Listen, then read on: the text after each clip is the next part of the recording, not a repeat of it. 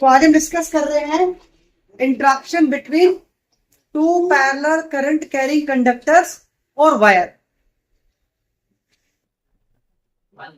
Place parallel to each other. तो मेरे पास दो वायर हैं, उनको मैंने एक दूसरे के पैरेलल प्लेस कर दिया है। दोनों वायर में करंट की डायरेक्शन क्या है? सेम है।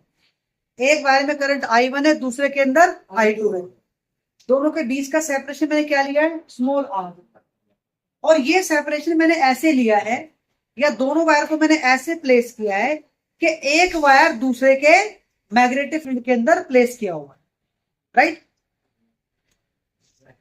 तो जब इस तरह वायर को हम प्लेस करेंगे तो किस तरह का फोर्स ऑफ इंटरेक्शन वायर के बीच में होगा?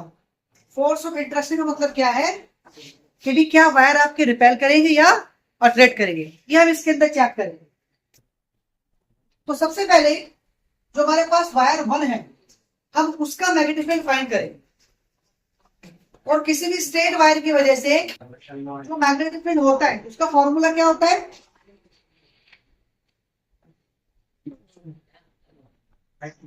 Mu naught I divide by 2 pi are.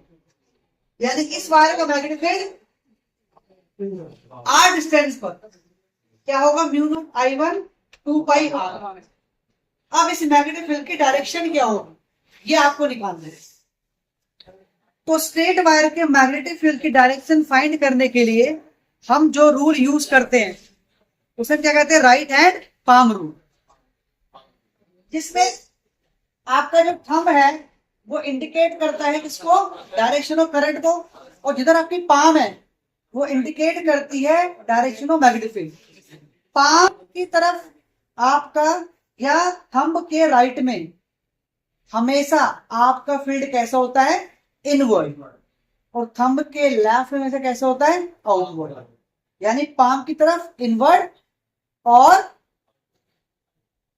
Palm के दूसरी साइड या थंब के अदर साइड कैसा? आउटवर्ड। तभी तो ऐसे बनता है ये कर्व, यानी यहां से घुसा और यहां से निकला। तो वायर 1 में अगर हम दूर लगाए तो करंट आपको ऊपर की तरफ है। हमें निकालना है इस वायर की वजह से इधर की तरफ मैग्नेटिक फील्ड क्या है। तो ये जो साइड है जहां पर आपका वायर रखा है सेकंड, वो थंब के किधर की तरफ है? राइट की तरफ। यानी यहाँ पर मैग्नेटिक फील्ड कैसा होगा? इनवर्ड। यानी वायर 1 की वजह से राइट की तरफ मैग्नेटिक फील्ड कैसा हो गया? इनवर्ड। यानी B1 आपके पास कैसा आ गया? इनवर्ड।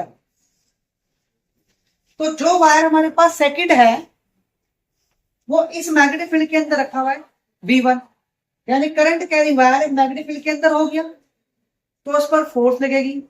और किसी भी वायर पर हम फोर्स कैसे निकालते हैं? फ्लेमिंग लेफ्ट हैंड रूल से। Father mother child.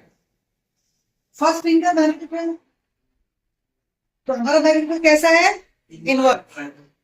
Second finger का करंट, करंट हमारा कैसे है? ऊपर की तरफ।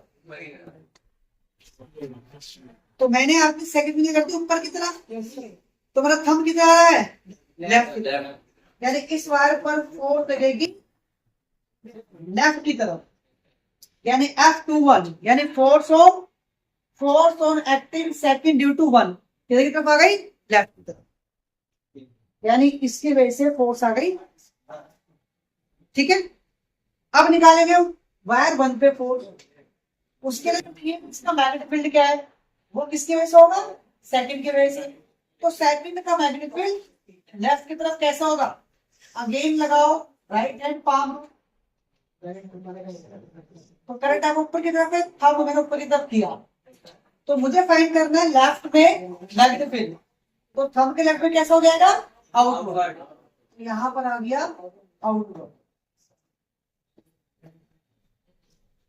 यानी इस वायर का ये मैग्नेटिक फील्ड होगा। अब निकालो उस पर फोर्स। फोर्स निकालने के लिए अगेन हम यूज कौन सा करेंगे rule? Fleming left hand rule. अब यहाँ पर डायरेक्शन आई होगी आउटवर्ड। आउटवर्ड आ गई। करंट कैसा आपका? ऊपर। मैंने ऊपर कर दिया सेकंड फिंगर। तो फोर्स किधर आ गई आपकी? राइट की तरफ।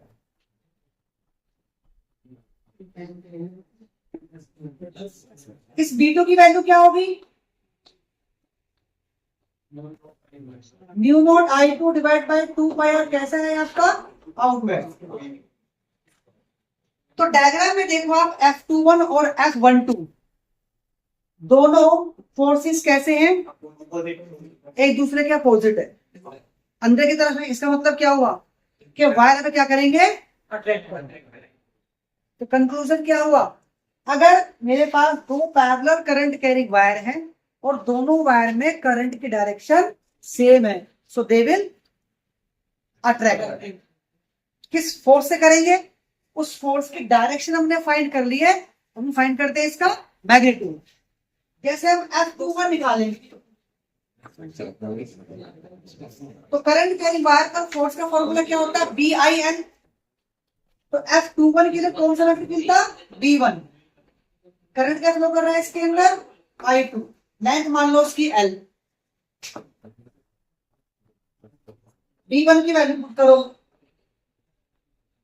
Mu naught I1 divide by 2 pi R। I2 है, यहां से आप निकालो force per unit length. L को नीचे ले जाओ, म्यू नॉट को एक्सपेंड कर लो,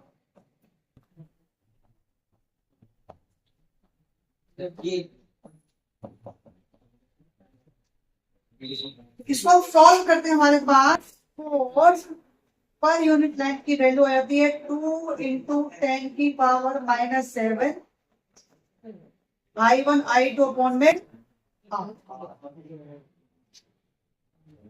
दिस इज F21 पर unit length. Similarly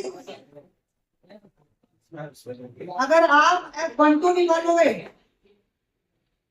same magnitude हमारे पास है, आप इसको निकाल के चेक भी कर सकते हो। और डायग्राम में क्या पता लग रहा है, यहां से हमने देख लिया कि F12 और F21 दोनों का मैग्नीट्यूड क्या है, सेम है, लेकिन डायरेक्शन कैसी है, अपोजिट। तो वी कैन राइट